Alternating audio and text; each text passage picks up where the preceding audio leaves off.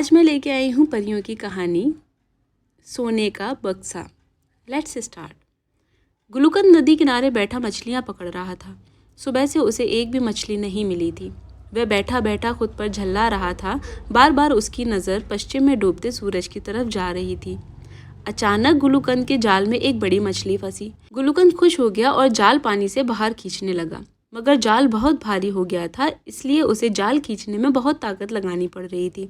लगता है मोटी मछली फंसी है, गुलूकंद खुश होता हुआ बुदबुदाया। जैसे ही उसका जाल पानी से बाहर आया तो गुलूकंद चौकन्ना रह गया।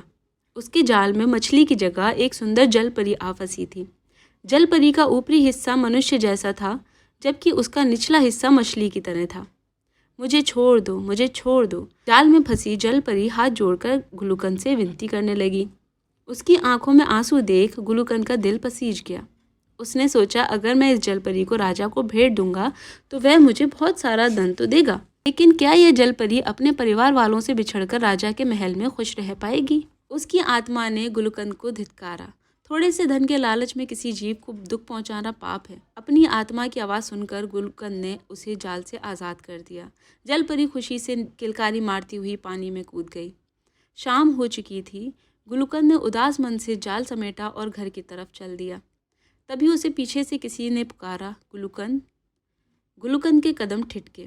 उसने मुड़कर देखा, नदी के जल में वही जलपरी खड़ी मुस्कुरा रही थी, जिसे गुलूकंद ने जाल से मुक्त कर दिया था। उसके हाथ में सोने का बक्सा था। यहाँ आओ गुलूकंद। गुलूकंद जलपरी के पास पहुँचा। तुम बहुत भले इंसान हो। तुम चाहते तो मुझे राजा को उपहार में देकर पुरस्कार में बहुत सारा धन प्राप्त कर सकते थे, किंतु तुमने पुरस्कार का लालच नहीं किया और मुझे जाल से मुक्त कर दिया। मैं तुमसे बहुत खुश हूँ, इसलिए तुम्हें पुरस्कार में यह सोने का बक्सा भेंट करना चाहती हूँ। गुलूकंद ने खुशी खुशी जलपरी से वह सोने का बक्सा ले लिया, लेकिन अगले ही पल उसका मन चिंता से भर गया। जलपरी ने उसे चिंतित देखा तो वह पूछने लगी, क्या हुआ गुलूकंद? जलपरी, मेरी बीवी को कोई बात हजम नहीं होती। ऐसा तो नहीं हो सकता कि मैं उस बक्से के बारे में उसे ना बताऊं, मगर यह बात वह मेरे लाख समझाने पर भी किसी न किसी से ज़रूर कह देगी, और फिर राजा तक यह बात पहुंचने में ज़्यादा देर नहीं लगेगी। तब राजा यह बक्सा तो मुझसे ले ही लेगा, साथ ही मुझे जेल में भी बंद कर देगा। ओह! जलपरी गुलूकंद की परेशानी सुनकर सोच में पड़ गई। कुछ सोचकर वह बोली, मैं तुम्हें इस समस्या से मुक्ति पाने का एक निदान बताती हूँ। तुम ऐसा ही करना, तब राजा तुम्हारा कुछ नहीं बिगाड़ सकेगा। फिर जलपरी ने गुलूकंद को समझा दिया कि उसे क्या करना है, और फिर जलपरी चली गई। गुलूकंद ने जलपरी के जाने के बाद सोने का बक्सा खोलकर देखा तो वह हैरान रह गया। बक्सा सोने, चांदी और कीमती हीरे मोती से भरा था। यह देख उसकी आंखें फटी की फटी रह गईं।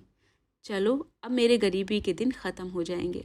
यह सोचकर गुलूकंद ने जलपरी के बताए अनुसार जाल नदी में डाल दिया और पास वाले जंगल में खरगोश पकड़ने के लिए फंदा बनाकर रख दिया। फिर उसने सोने के बक्से को घनी झाड़ियों के बीच गड्ढा खोदकर गाड़ दिया। ऊपर से मिट्टी व सूखी पत्तियों से उसे ढककर वह नदी के पास आ गया।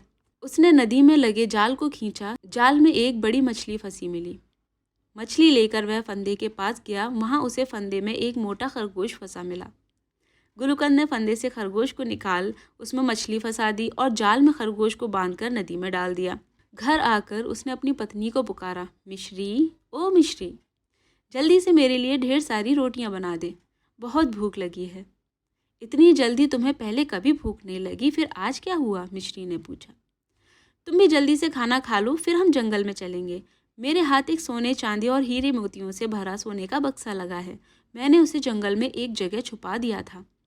सच? मिश्री खुशी से चिल्लाई। चुप, इसकी किसी को भनक नहीं लगनी चाहिए, वरना खजाना हमारे हाथ से निकल जाएगा। गुलूकंद ने उसे टूका।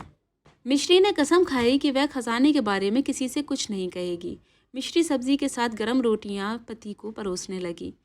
गुलूकंद ने आंख बचाकर रोटियां छिपा लीं। वह सिर्फ सब्जी खाता रहा। अंधेरा होने पर वे दोनों जंगल की ओर निकल गए। घने जंगल में पहुंचने पर गुलूकंद ने अपनी चाल तेज कर दी। मिश्री पीछे छूट गई। गुलूकंद ने रोटियां निकालकर जगह जगह पेड़ों की टहनियों पर लटका दी। आसमान पर चांद चमक रहा था। उसकी रोशनी में मिश्री की नज़र रोटियों पर पड़ी। अरे ठहरो, उसने पति को पुकारा, यहाँ तो पेड़ों पर रोटियां लगी हैं। मुझे मालूम है, यह जादू का जंगल है। यहाँ रोटियों की बारिश होती है। दिन में यहाँ वर्षा हुई थी, गुलूकंद ने बताया। फिर वे उस जगह पहुँचे जहाँ गुलूकंद ने फंदा लगा रखा था। फंदे में मछली फंसी देख मिश्री चकरा गई। चुप रहो, मैंने कहा था यह जादू का जंगल है, गुलूकंद ने उसे डांटा। अगले मोड़ पर नदी थी। यहीं किसान ने अपना जाल डाल रखा था। उसने जाल खींचा तो उसमें खरगोश फंसा हुआ मिला। यह सब क्या है, मुझे विश्वास नहीं हो रहा, मिश्री ने हैरान होकर पूछा। और वह बक्सा कहाँ है? जल्दी उसे निकालो, कहीं उसकी जगह फूटी कौड़ी भी ना मिले, मिश्री ने कहा। यहीं पास में ही मैंने उसे दबा रखा है। अब वह नहीं बदल सकता, क्योंकि पहले शायद उसमें फूटी कौड़ी ही रही होगी, गुलूकंद ने कहा। घनी झाड़ियों में जाकर जब गुलूकंद सोने के बक्से के साथ लौटा तो मिश्री की चीख निकल गई। वह बक्से पर झपटी और उसे खोल दिया। उसमें सोने, चांदी व हीरे मोतियों को देखकर वह आश्चर्य से पागल हो उठी। हम दूर चले जाएंगे, इस दौलत से हम ज़रूरतमंदों की सहायता करेंगे, गुलूकंद ने लौटते हुए कहा। हमारी गरीबी तो इसके ज़रा से हिस्से से ही दूर हो जाएगी। इसका जो करना होगा मैं करूँगी। देखना, मेरी नई नई पोशाकों को देखकर औरतें कैसे जलेंगी, मिश्री ने कहा।